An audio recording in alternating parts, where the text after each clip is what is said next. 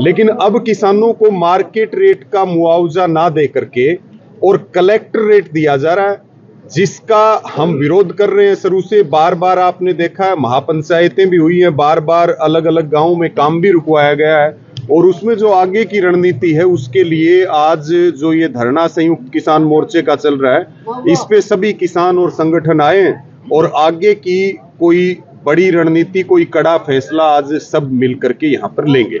मुद्दा हमारा ये है कि किसानों को नुकसान मार्केट रेट से हो रहा है तो मुआवजा भी मार्केट रेट से मिलना चाहिए, और सरकार को उस पॉलिसी में और भी सुधार करने चाहिए। जैसे 50 लाख रुपए बीमे का प्रावधान होना चाहिए, जैसे जो कॉरिडोर है वो पॉलिसी में है 30% का, उसकी बजाय कम से कम वो 70-80% हो, ताकि किसान को कुछ नुकसान की भरपाई हो। हमारी ये भी मांग है कि किसान को हर साल या हर 6 महीने में रॉयल्टी भी मिलनी चाहिए, क्योंकि किसान की जमीन जिसकी कीमत मान लो 1 करोड़ रुपए है, तो वो पोल लगने के बाद, एचटी लाइन जाने के बाद उसकी कीमत 15 और 20 लाख रुपए भी नहीं बचती है, तो उसके नुकसान की भरपाई हो, उसके बाद लाइन जाए, यही हमारी मांग है। ऐसा कोई प्रशासनिक अधिकारी का सहयोग नहीं लिया जाता? देखिए, बार बार यहाँ के उपायुक्त के साथ भी बैठकें हुई हैं, और जो पावर ग्रिड है उसके साथ भी बैठकें हुई हैं, बार बार प्रशासन के साथ बैठकें हुई हैं, लेकिन हल कुछ नहीं निकला। यहाँ तक कि मुख्यमंत्री को भी ये पूरा मेमोरेंडम दिया गया है, लेकिन अब तक कोई भी हल नहीं निकला है, बल्कि पुलिस फोर्स लगा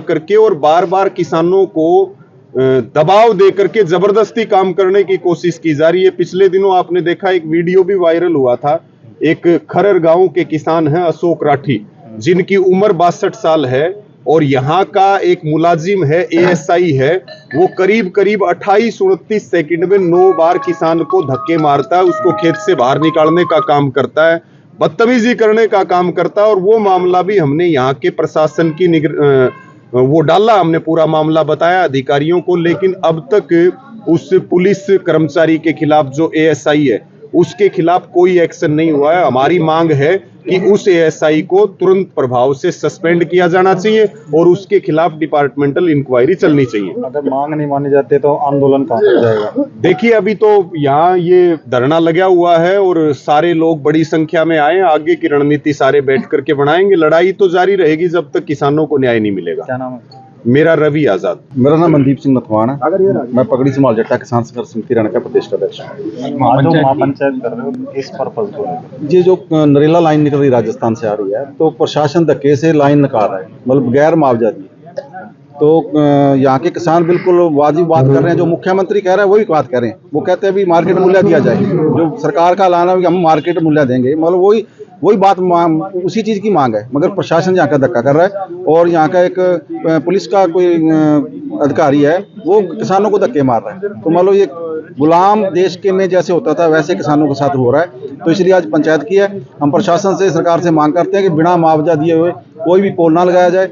यदि वो गड्ढे उन्होंने खोदे हैं तो किसानों को मजबूरन वो गड्ढे बंद करने पड़ेंगे। इसके लिए यहाँ का जिला प्रशासन, सरकार जिम्मेदार होगी, किसान जिम्मेदार नहीं। जब तक मुआवजा नहीं, तब तक खेत में से लाइन नहीं निकलने देंगे। अभी धरने पर बैठा, फिर आगे की रणनीति? अभी कमेटी फैसला करेगी, अगला ही फैसला करें। मैं कह रहा हूँ भी लाइन नहीं निकलने दी जाएगी जब तक मुआवजा नहीं मिलेगा। मैं यही कहना चाहूँगा कि हम लास्ट में 13 महीने से संघर्ष से जुड़े हुए हैं, और कुछ साथी हमारे इधर उधर मतलब भटक गए गलत दिशा में, वो इसको मतलब छोड़ गए।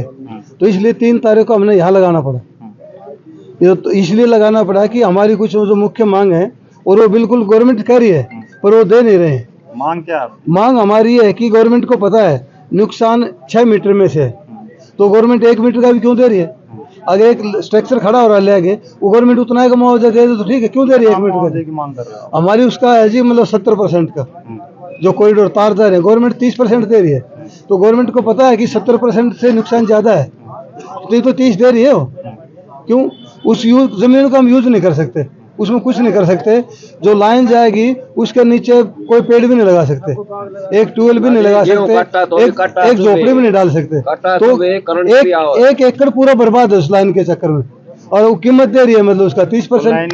प्रशासन तो लगाएगा नहीं, प्रशासन लगाएगा तो लगाओ, उचित रेट दे दो। तो आज का है हमारी मांग इतनी, जो मार्केट रेट है ना वो दे दो, लाइन आराम से निकाल लो।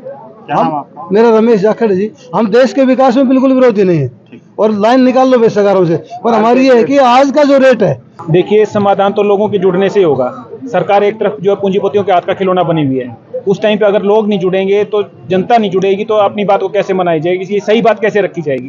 तो उसके और उसमें भी ढंग से चर्चा करके बात रखने के लिए जरूरी है कि उसको जो है पंचायत के थ्रू बात करके और सम्मिलित जो बात रखी जाए सरकार के समक्ष, ताकि उस पर अमल भी हो। और लोगों को इकट्ठा होने का मतलब ये है कि लोग उसके साथ जुड़े भी और उसके आगे साथ लड़ने के लिए भी तैयार तो रहें। ऐसे में कहीं ना कहीं प्रशासन का भी तो सहयोग लेना चाहिए आप लोगों को। देखिए प्रशासन के हाथ में कोई पावर ही नहीं दी हुई है सरकार ने। हम बार बार डीसी को या किसी भी अधिकारी को हम देते हैं, लेकिन उनके पास कुछ भी पावर नहीं। उनके जो आदेश दिए जाते हैं उनकी लिमिटेड पावर है। उनको जो आदेश इतने दिए जाते हैं कि आप इसी रेंज में दे सकते हो, वो उसी हिसाब से देते हैं। वो मार्केट रेट का बात ही नहीं कर सकते उस हिसाब से। तो इसलिए संघर्ष पॉलिसी जो है वो वहाँ पे बहुत चेंज करने की है। नुकसान जो है वो बहुत बड़े लेवल पे है। जहाँ से कोई भी हाई टेंशन तार चली जाती है उस किले की कीमत खत्म हो जाती है।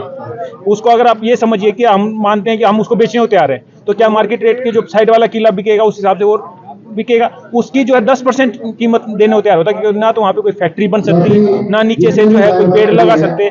तो इस चीज को सरकार नहीं समझ रही है। अगर सरकार आपकी मांग नहीं मानती तो आगे सरकार मांग नहीं मान रही, लेकिन अब नुकसान हम देखिए, हम तो अपने लेवल पे, हम सरकार क्या कर रही है उसको नहीं, हम तो अपने लेवल पे अपने जो साथियों के साथ हम नहीं खड़े होंगे। हम कमजोर हैं, सरकार को मजबूत बनाया है, मजबूत तो हमने बनाया उनको, किसानों की बात, मजदूरों की बात, हम लोगों की बात सुनने के लिए। लेकिन अगर वो नहीं सुनती है तो हम लोगों को अपनी मजबूती अपने आप जोड़नी पड़ेगी, हम लोगों को हाथ जोड़ने पड़ेंगे। हम ये ना सोच के कि कौन किस तरह से, सरकार तो हमें बांटेगी भी कि भाई ये उसका है, ये उसका है, उस सब चीजों से दूर होके सबको इकट्ठे होके और सिर्फ जोड़ना पड़ेगा। जायज बात रखनी पड़ेगी और नीति संगत रखनी पड़ेगी, ढंग से रखनी पड़ेगी। क्या नाम आपका? मेरा नाम सुमित चिकारा, किसान मजदूर उत्थान मोर्चा।